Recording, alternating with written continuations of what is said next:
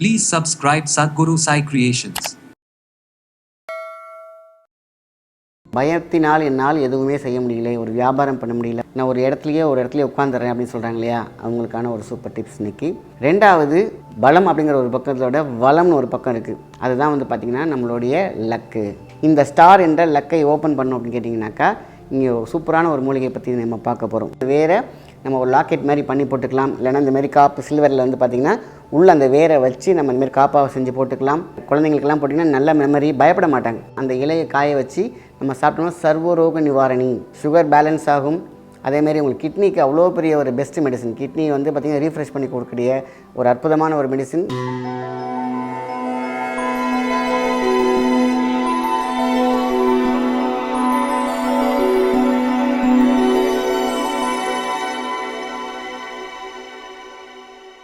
வணக்கம், உங்கள் மாயன் செந்தில்குமார். இன்றைய பதிவு மிகவும் முக்கியமானது. ஒரு மனிதனுக்கு பேட் லக் இருக்கவே கூடாது, லக் ரொம்ப இருக்கணும்.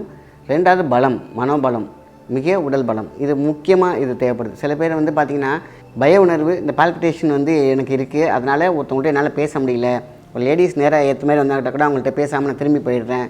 ரெண்டாவது, இதெல்லாம் எனக்கு முன்னாடி கிடையாது, இப்போ தான் அந்த மாதிரி இருக்குது, இல்லைனா எனக்கு ஆரம்பத்துலேருந்தே அப்படி தான் இருக்குது. பயத்தினால் என்னால் எதுவுமே செய்ய முடியல, ஒரு வியாபாரம் பண்ண முடியல, ஒரு கடைக்கு போக முடியல, ஆனால் நான் ஒரு இடத்துலையே உட்காந்துறேன் அப்படின்னு சொல்கிறாங்க இல்லையா, அவங்களுக்கான ஒரு சூப்பர் டிப்ஸ் இன்றைக்கி. ரெண்டாவது, பலம் அப்படிங்கிற ஒரு பக்கத்தோட வளம்னு ஒரு பக்கம் இருக்குது. அதுதான் வந்து பார்த்திங்கன்னா நம்மளுடைய லக்கு.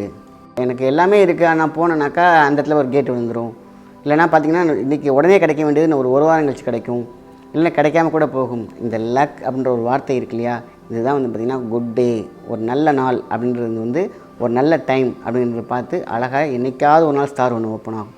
அது வரைக்கும் காத்துட்டு இருந்தோம்னா சில பேருக்கு வயது முடிந்துவிடும், சில பேருக்கு வந்து காலதாமதமாகும்.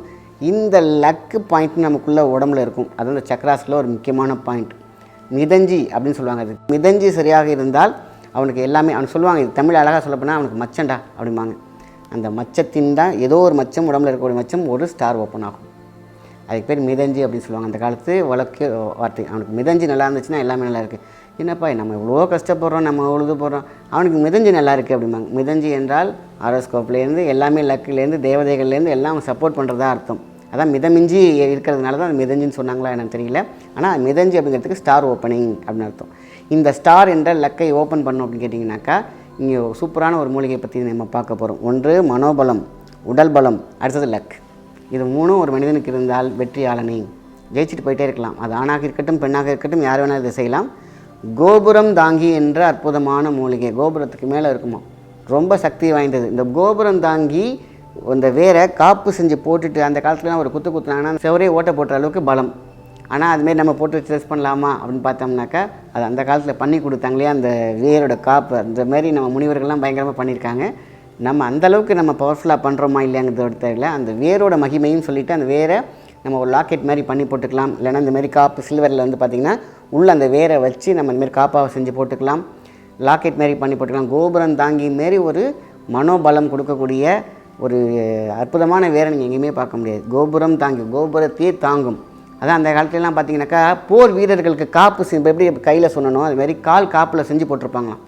ஏன்னா அவங்க வந்து ஒரு பெரிய இதை வெயிட்டை தூக்கிட்டு ஓடும்பொழுது அசாத்தியமாக ஓடுவாங்களாம். பெரிய பாறைகள்லாம் எட்டி உதச்சிங்கன்னா பாறையெல்லாம் தூளாக போயிருக்குங்கிறது வரலாறு சொல்கிறது. கோபுரம் தாங்கி மூலிகையின் மகிமையில் அப்போ அந்த காப்பு உள்ளார கோபுரம் தாங்கியை சரியான நேரத்தில் காப்பு கட்டி உள்ளே போட்டுருந்துருக்காங்க அந்த காலத்து குருமார்கள். இன்றைக்கி அந்தளவுக்கு நம்ம போயிட்டு பாறையெல்லாம் உடைச்சி சாகசம் செய்ய வேண்டாம். ஆனால் வாழ்க்கையில் இருக்கக்கூடிய தடையில் இருக்கக்கூடிய அந்த பாறைகளை உடைக்க சாகசம் செஞ்சாலே போதுமான விஷயந்தான். அதுக்கு தான் அந்த கையில் போட்டோம்னா அந்த லக் சொன்னோம் இல்லையா, நல்ல டைம் நல்ல நேரத்துக்கான விஷயத்தில் நம்ம அந்த குட் லக் அப்படின்னு சொல்கிற வார்த்தைக்கு இந்த காப்பு ரொம்ப, காப்புலையும் போடலாம், ஒரு வெள்ளி தாயத்துலேயும் போடலாம், சில்வர்லேயும் போடலாம். கோபுரம் தாங்கி வேர், அந்த வேரை அதேமாதிரி வெள்ளிக்கிழமை அன்னைக்கு நம்ம என்ன பண்ணுறோம், வெள்ளிக்கிழமை அன்னைக்கு நல்லா குளிச்சுட்டு மஞ்சள் நீரை மேலே தொளிச்சுட்டு நசி மூலிகை சாப நசி போதும். நிறைய காப்பு மந்திரம் இருக்குது. நசி அதாவது சொல்லுவாங்க, நசினா அதோட பவரும் போயிடும் அப்படின்னு சொல்லியிருக்காங்க. அப்படி கிடையாது. நம்ம உயிர் உன்னில் இருக்க அப்படிங்கிற விஷயம் மனசில் இருந்தாலே போதுமான விஷயந்தான். நிறைய பேர் சொல்லுவாங்க, இந்த வந்து நசின்னு சொன்னாலே அது நசிந்து போகுமே அப்படின்னு சொல்கிறாங்க. பாவம் மட்டும்தான். அதாவது நசி மூலிகையோட சாபம் நசின்னு தான் சொல்லியிருக்கோம். அப்போது மூலிகை விடுற சாபம், இல்லைன்னா மூலிகைக்குள்ளே இருக்கக்கூடிய சாபம் நசி, அதோட உயிர் என்றைக்குமே நசி ஆகாது. சரிங்களா? அதுக்கான விளக்கம் உங்களுக்கு நான் கொடுத்துட்டேன். நசி மூலிகை சாபம் நசி. சரிங்களா? இந்த மாதிரி ஒரு 27 முறை நீங்கள் சொன்னாலே போதும். சொல்லிவிட்டு அந்த மூலிகையை எடுத்துடுங்க. அது எல்லா ரோட்டோரத்துலையுமே கிடைக்கிறது தான். கொஞ்சம் பார்த்து எடுக்கணும். இல்லைன்னா பழைய பில்டிங்ஸ் பக்கத்துலேயோ இல்லைன்னா வயல் ஓரத்துலேயோ எல்லாத்துலேயுமே இருக்கும்.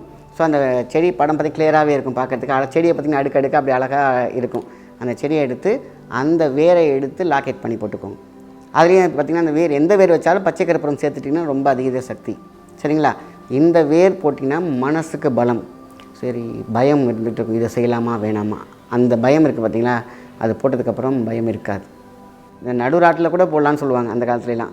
சுடுகாட்டில் கூட பயணம் பண்ணலாம் அப்படிங்கிற மாதிரிலாம் ஓலைச்சுவடியில் இருக்குது. நம்ம அங்கெல்லாம் போக தேவையில்லை. நம்மளோட வாழ்க்கையில் தைரியமாக ஒரு முடிவு எடுக்க முடியும். ஒரு பலம் வேண்டும், மனோபலம் வேண்டும், உடல் பலம் வேண்டும்.